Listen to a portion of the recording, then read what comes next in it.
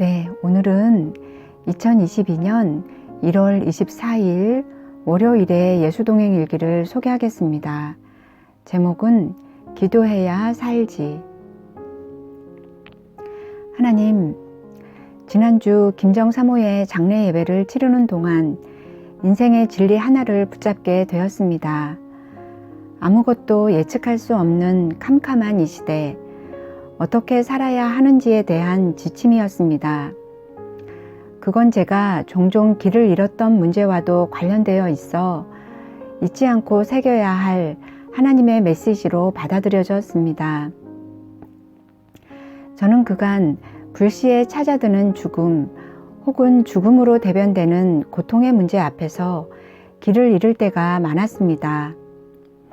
여러 사건 사고는 물론 암과 같은 질병과 각종 장애 앞에서, 또한 인간의 탐욕으로 벌어지는 전쟁과 팬데믹 상황 속에서 갑작스런 죽음을 맞아야 하는 인생살이가 두려웠습니다. 그래서 때론 남들보다 더 많이 갖고 더 오래 사는 인생들을 부러워하다 주눅들기도 했지만, 결국 그런 인생에도 답이 없음을 쉽게 알아낼 수 있었습니다.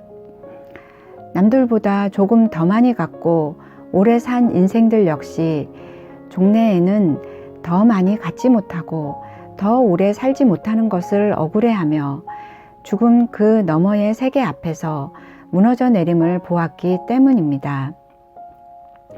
그들 인생의 최종 고백은 한탄과 상처와 눈물뿐이었습니다.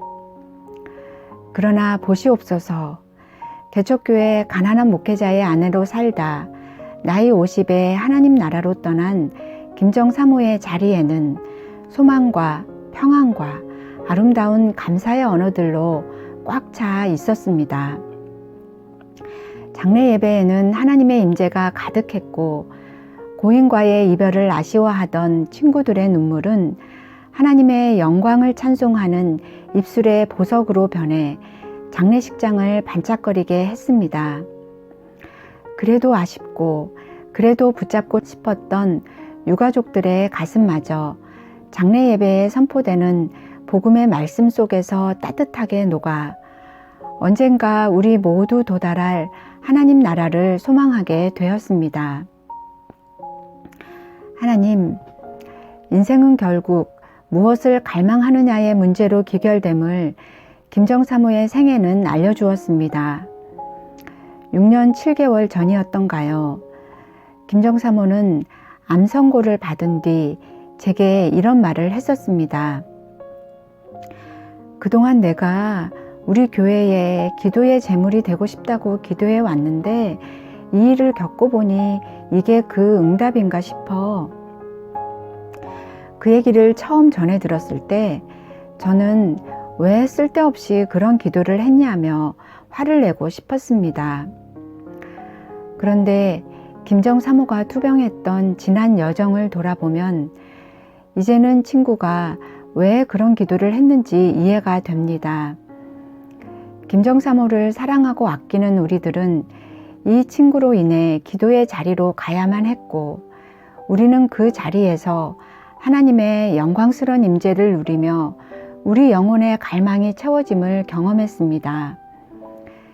친구가 온 마음을 다해 소원했던 대로 친구는 지독히도 기도할 줄 모르는 우리들을 이끌어 하나님의 임재가 머무는 곳으로 우리를 데려가 천국을 누리게 해주었던 것입니다.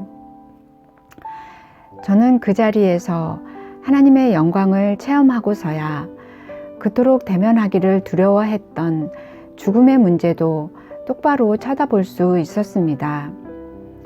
김정사모는 자신이 갈망했고 누렸던 하나님의 임재를 우리 모두에게 주고 싶은 소망을 안고 평생을 달려왔고, 마침내 죽음으로 영원한 천국에 도달함으로써 그 갈망을 완벽히 해결한 사람이 되었습니다. 3일간의 장례 예배를 마치며 납골당에서 김정사모의 시신을 화장하던 시각에도 저는 김정사모의 어머님이신 권사님과 얘기를 나누며 이를 다시 확인했습니다.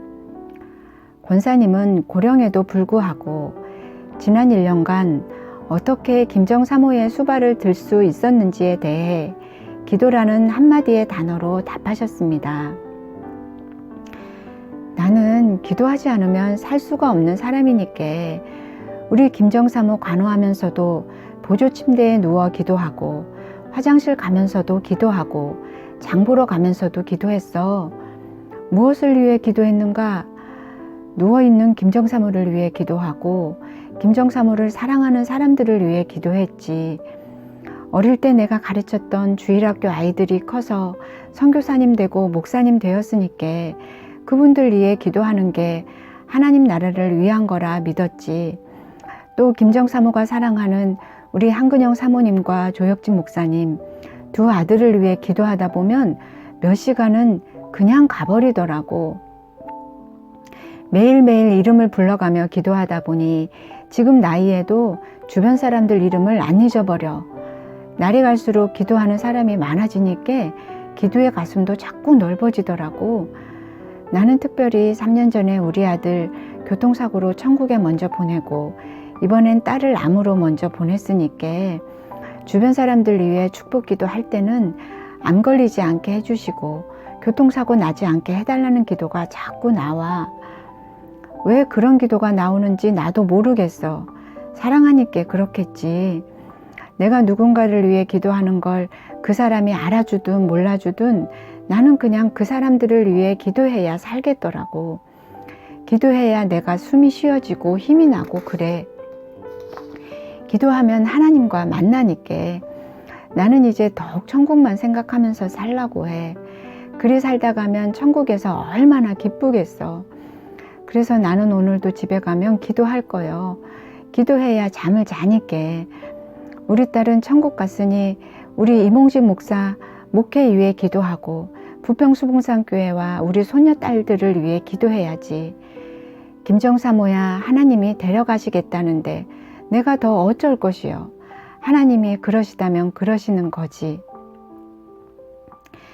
김정사모를 어떻게든 살리고 싶어 그토록 간절히 기도하시던 권사님은 김정사모의 호흡이 멈추는 순간 하나님 알겠습니다 하고 그 이별을 즉각 받아들이셨습니다.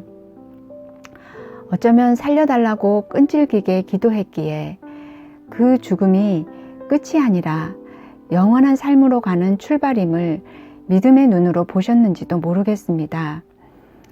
기도의 사람이란 하나님께서 하시는 일이라면 기도가 응답돼도 아멘, 응답되지 않아도 아멘으로 받는 순종의 사람이란 걸 저는 권사님을 통해 또 한 번 확인했습니다.